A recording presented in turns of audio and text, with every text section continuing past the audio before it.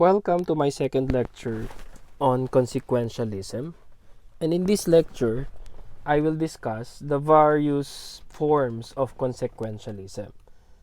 In my first lecture, I introduced you to the basic principles of consequentialism, pointing at the focus of the morality of an action depends or relies on the results or the consequences. And we clarified that the consequences or the results, the good result, the consequentialists are referring to are not just any good, but the intrinsic good. In this lecture, we will go over possible varieties or positions of consequentialism. First, there are two general aspects of the intrinsic good that have varying views from consequentialist philosophers. And there are 2 points here. First, on whether happiness or pleasure is the intrinsic good or not. This implies that pain is the only intrinsic bad as well. So notice, ito yung sinasabi ko kanina na not all consequentialists refer to pleasure as the intrinsic good. There are consequentialists who disagree that intrinsic good is pleasure or happiness. Okay. Those who say yes, na pleasure is the intrinsic good, are called hedonists. Okay? While those who disagree, those who say no, know that pleasure is the intrinsic good, are called non-hedonists. The second issue is on whether the agent's own intrinsic good is what matters morally in judging actions or not. Meaning nito is when we judge an action as good or not, ano yung basis natin? Is it what the agent feels as a result? Or hindi dahil sa feelings ng agent, kundi doon sa iba pang taong pwedeng madamay? For those who say na yes, meaning ang basis lang talaga is what the agent feels as a result, is called agent relative. Agent relative kasi nakadepende sa agent. Okay. There are times kasi na I consider some action to be pleasurable and happy for me, di ba? But the same action would not be the same pleasure or happiness considered by some other persons. Okay. So in that case, how do we know na mabuti yung result?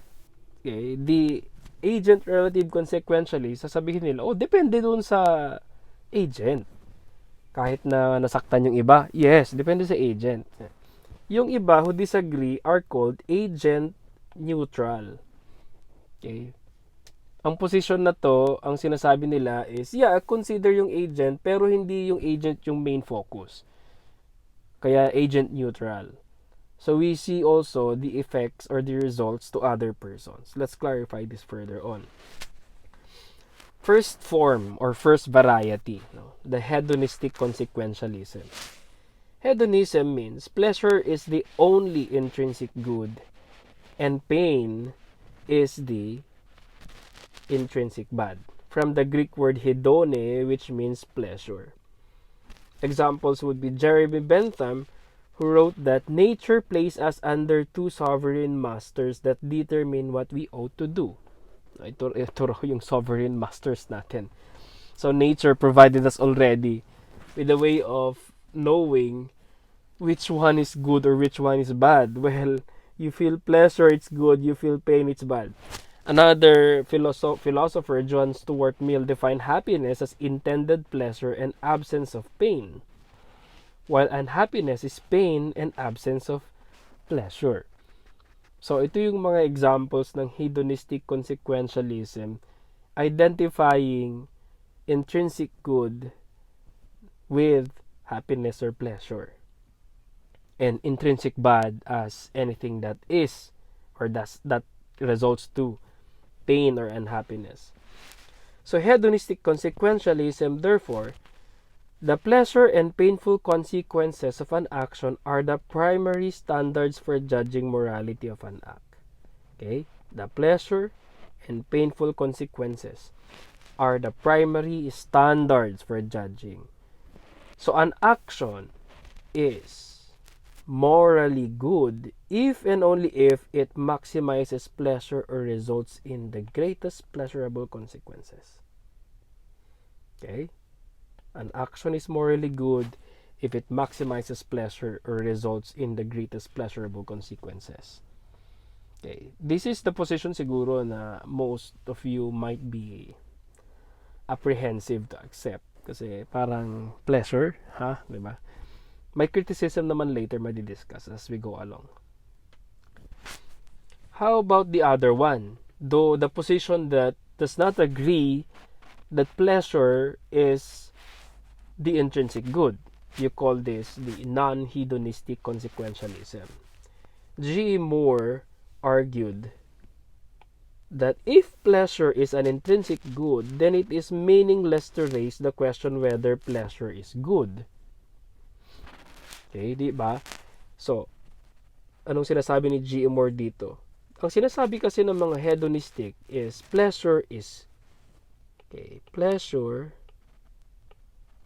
sorry. Let me try that again. Pleasure daw ay good. Ang pinupunto ni G.E. Moore is, if pleasure is good, parang walang sense yung tanong na, is pleasure good? Wag mo nang tanongin kasi nga pleasure is good, di ba? Meaning the same identity sila. Pero, ang point ni G.E. Moore, the mere fact that we can really raise this question, no? We can really raise this question. Sometimes, sasabihin natin, I feel good. Meaning, you feel pleasurable, di ba? Pero sometimes, you feel pleasure and know that it is not right. Okay, should I give examples? Okay, may mga time nga in Ilocano na maggangganas ka but amom tibagbagim nga hanga husto dati mapaspasamak. I hope you get the point. Okay. And the mere fact that we can differentiate pleasure from good already denies this assumption, di ba? The pleasure is not really always identical with good. Okay? So there are instances when what is desired turns out to be undesirable after all. Okay? May time kasi na we think na it is good to do this or to do that because we desire these things or we desire that person or that object or that event. And then eventually, in the long run, you realize, oh, wow, hindi pala tama. Nasaktan pala ako in the end. Yan. So, sometimes what is desired turns out to be undesirable after all.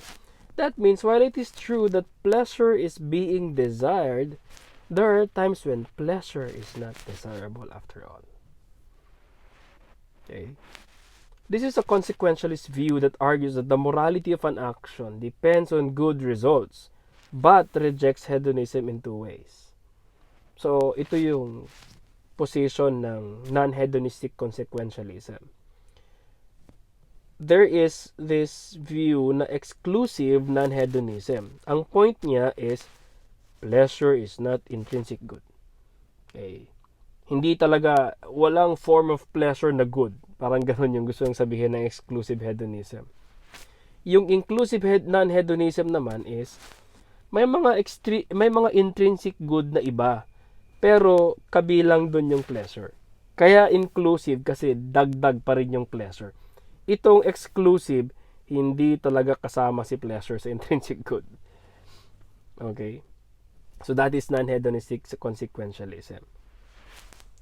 Next is the agent-relative consequentialism. Remember, agent-relative, ang position na to is how to determine the morality of an act if the results are good depends largely or depends only on the agent of the action, the one who's doing it. Kaya siya agent relative. Okay? A consequentialist view which considers the results of an action that affect the welfare of the agent of that action. Okay, so kasi in every action, di ba, merong agent at saka may mga nadadamay sa action na yan. The agent relative consequentialism considers the results of an action, okay, based only on this, the agent. Ito, hindi na. Okay. Agent relative consequentialism is also known as egoistic kasi yung siya lang ay the consequences that are relevant in judging the morality of an action are those that affect the agent of the action. And the moral priority is the agent as well. If the result of the action contributes to the pleasure of the agent, then it is morally good. Pero morally bad if not. Ito na, no? Regardless whether it is pleasurable or not to others. Okay? Yan yung agent relative. And yung last variety, agent neutral.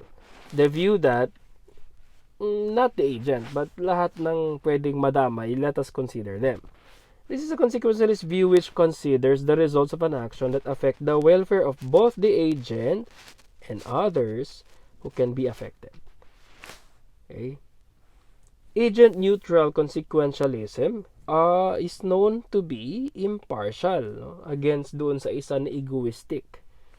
The consequences that are relevant in judging the morality of an action are those that affect both the agent of the action and others who can be affected by the action.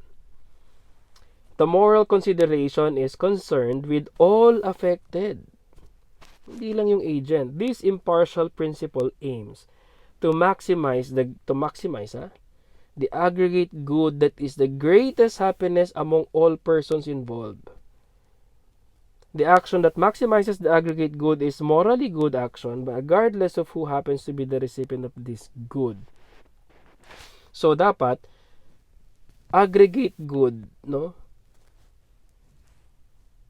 Na ma-maximize sa all persons involved. Notice, regardless of who happens to be the recipient. So halimbawa, I am the agent and mas nakakabuti sa inyo yung action ko kahit na hindi pleasurable sa akin. Okay.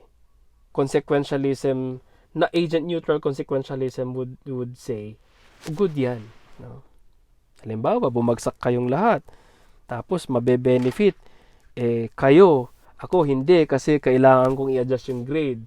According to agent neutral consequentialism, mas mabuti i-adjust ko. Kahit na hindi ako masaya. Joke lang. Pero example lang. Okay, so now, you will see na you don't need to be so apprehensive about consequentialism or utilitarianism because medyo okay yung position ng agent neutral. Yung agent at saka yung non-hedonistic. So, the non-hedonistic agent neutral position would say na hindi pleasure ang intrinsic good. May ibang intrinsic good dyan at hindi pleasure kung exclusive ka. Ha? Or you may say, may iba pang intrinsic good out there that includes pleasure nevertheless, but there are other intrinsic goods out there. And then your position would be agent neutral. Well, I want to consider the benefit of an action that concerns all involved. Okay. Ito yung, I think, more positive view ng consequentialism. And here's a matrix or guide on how you can understand the four variants. No? Okay, the hedonist position, the non-hedonist, the agent relative, and the agent neutral. Kasi pwedeng magko-cross yung mga yan eh. So, pwede kang maging non-hedonist agent neutral. Okay? Pwede itong position na to. Ito yung pinaka-positive siguro. Maximum benefits to all persons involved. Okay, tapos ang intrinsic good is hindi pleasure lang. Pwede yung position 'yan. Pwede ring itong position, no? Hedonist tapos agent relative. Ito yung talagang ako lang ang nagdedetermine ng good, yung nangyayari sa akin. Tapos ang good ay pleasure. Ito siguro yung ayaw ninyo. Okay.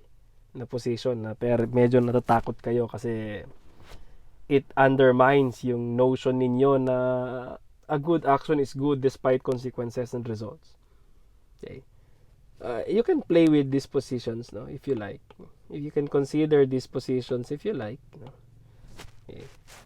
But I hope this matrix can clarify more the varieties of the consequentialist view. And that ends this lecture on the variations of consequentialism. Thank you.